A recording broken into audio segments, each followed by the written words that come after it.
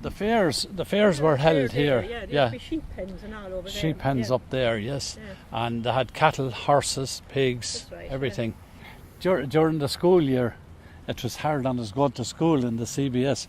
We had to pass up the roadway there, and the cattle were out on the road. And being city lads, we were always afraid of the bit of manure that was on the ground. So we were always a bit scary going to school on the fair day. Yeah, there used to be the sheep pens, and they were all railed in, and you'd love looking at them, and then all the cows and all that. And there used to be mostly a lot of them talking, and the men out around the road there where we used to pass down to go to school. And the next morning then, when you'd be passing down, there'd be this horse and thing washing the road. And that we were fascinated by that. And what else do you remember of Fair Day itself then? It'd be very, very busy. An awful lot of people would be there, and you wouldn't know them or anything, but there'd be an awful lot of people there. And you'd look forward to it then, it was kind of an event. Yeah, and you'd hear the men talking and you'd see all the different horses and asses and all sorts. Actually, selling the horses was worth seeing, wasn't it? Yeah, the way they'd run them up and down the road there, yeah. and then the spit on the handles, on right? the hand, Make the deal, and there'd be a man in between making the deal. There used to be a man in between making the deal. And Ryan's down there. Mrs. Ryan used to have a kind of like an eating house. And she used to supply all the dinners to all, like the farmers, and the people would come in from the farming for the day. And can you tell me more about the making the deal then? You said that a fella used to stand between them. Yeah, a fella stand between them because they couldn't agree. They couldn't agree on a price, and he'd be a kind of in betweener. And we'd say if it was €20, he'd settle maybe for half then. And he'd say, lads, kind of spit on it, and that'd be it. And he'd get some little thing out of it then for making the deal. Yeah. And that was their way of making their few bob for the day. If they didn't agree, they'd kind of turn around and be the way walk away, that was all finished and done. So there was great drama, as part of the negotiation, was there, yeah? Yeah. My memory is going down with 2 cans and filling them up with milk and bringing them home and getting butter and helping out the farmers. We got paid for that as well, a penny. Who paid you the penny? The farmers were helping them. Well, the cows were on the middle of the road. Everything was on the middle of the road. And I remember when they had the turf, big mounds of turf in the fair green. During the war, Billy, was it? During the war? Yeah. They stored turf here from the top to the Billy bottom. Remember. There were 3 big, all huge reeks of it, and sure, there were, the county council had it. They used to supply all their hospitals and all out of here. And sure, there were lads had to get turf to bring home, There was a man watching it. Yeah, pinching it. And he had in the night, and sure, they'd try and drag him up, get him up. He had dogs, get himself and the dogs up to that end. And you'll go to work at this end, fill in your bag. There was dances in the fair green, and they had a stage there. And there was dances, and my father was playing on the stage. And Etna Garrigan, she'd be an aunt of Johnny Logan's. She was playing the banjo. And you had Jim Bryan playing the accordion, so there was great dances there. On the clash there, across the road, a stage, they had, they'd be a good crowd at it, it wouldn't be packed, but you had fortins you could dance. They stopped it. Yeah. They used to do what was known as the deep. Right. To be dancing, and a fella slide out like that. He slide out his leg, the priest stopped it. You could call it, could call it dirty dancing, if you like. And the priest stopped it because of the particular the particular priest dance stopped it, yeah. And why was that seen as immoral? There was a band here, you see. Fife and drum band, just round the corner, the band room. Drum. And till they were running it. It was one man now was running, trying to make a few bob for the. He stopped it. doing the deep. It is. Do you remember Paddy Murphy training racehorses on the fair green? I do here, yeah.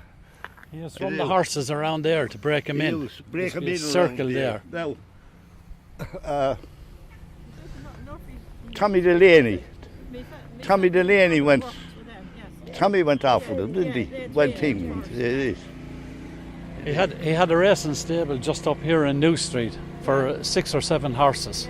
So you can imagine in the middle of the city, a racehorse trainer. And so what era would that have been? 50s, as I remember it. So I was going to school over here. And training So- racehorses right here on the fair He green. used to break them in here in a circle around here, where we're standing. He used to ring him. Yeah. You know, he'd be ringing them in the mornings. Yeah. You know, I think Francis Short went off with him, and Tommy went off with him, and Tommy, that lady's brother. He's only a small fella, but he was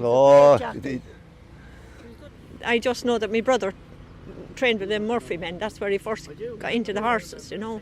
And do you remember actually seeing the horse training going on here? A little bit of it, not much, yeah. But I remember my brother going up and down. He was 7 years older than me, so he was, you know, ahead of me, like. But he went away out of Kilkenny here when he was only 13 to go to Lambourne to train to be a jockey. So he did, and he was second to Lester Piggott and another lad, and Gordon Richards. He was, yeah. And he started his training right here. Yeah. Congratulations. Yeah. Yeah, you mentioned Francie Short. Francie had a bit of a problem with his weight, so he used to come down to the brewery. What we used to say, throwing out the grains. That was the spent grains from the mash tun. Very, very warm, hot. Temperature about 140 degrees. But Francie used to wear all the clothes he could get in and work up a big lather of sweat. Every week he'd be down there when he'd want to lose a few pounds before a race. Really? Yeah. He was born and reared in Walton Street. Up at the top of all Walton. the shots at the top of Walton Street. He was a great jockey. He finished fourth in a Grand National. In fact, it was a Grand National in 1964. Family affair.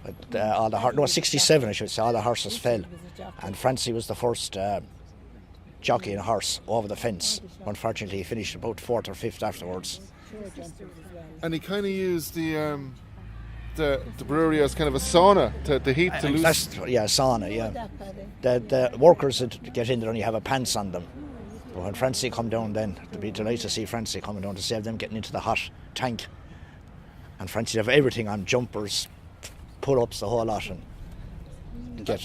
let out the grains, the spent grains after the brew, will he?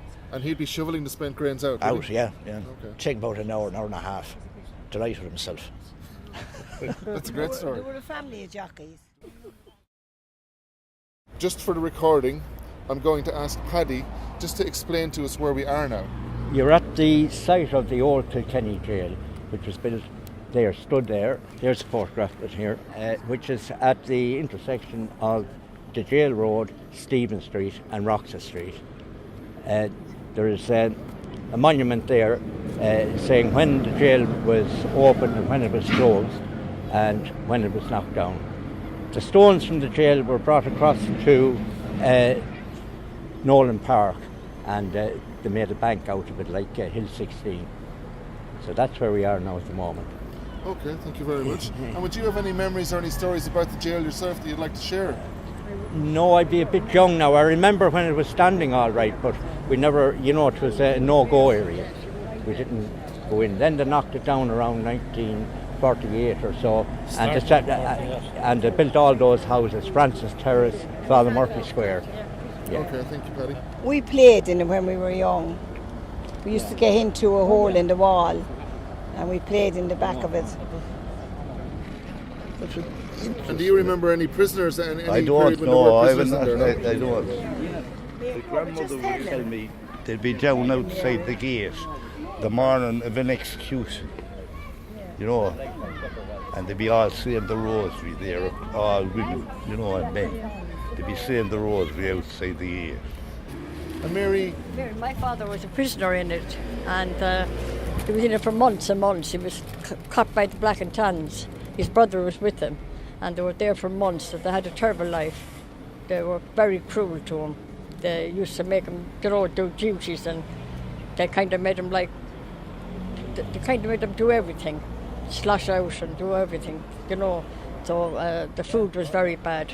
Did he tell you anything in particular about the food? No, just said that the food was very bad, and the way they were treated, they were so bad. They were very badly treated and that. So they got out after, I don't know how many months. Some Delupri down here in Irishtown, he had a key that he'd made for De Valera to get him out of prison. So they brought up that key. Apparently that has something to do with the jail here. So that's how they got out after months and months and months. Oh, they were very badly treated. They were like skeletons when they came out. Very bad. They didn't sleep at night or anything.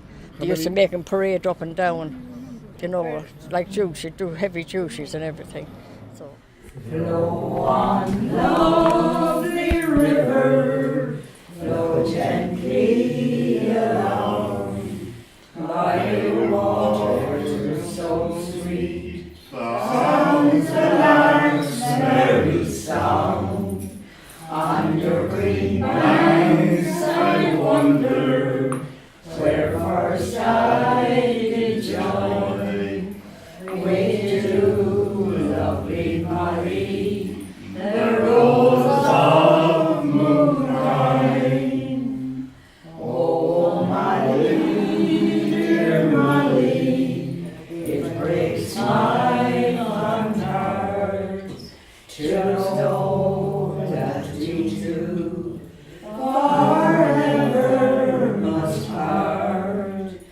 When I think of you, Molly, when the sun and moon shines on the banks of the shore that flows down by Mooncoin. Up the cats!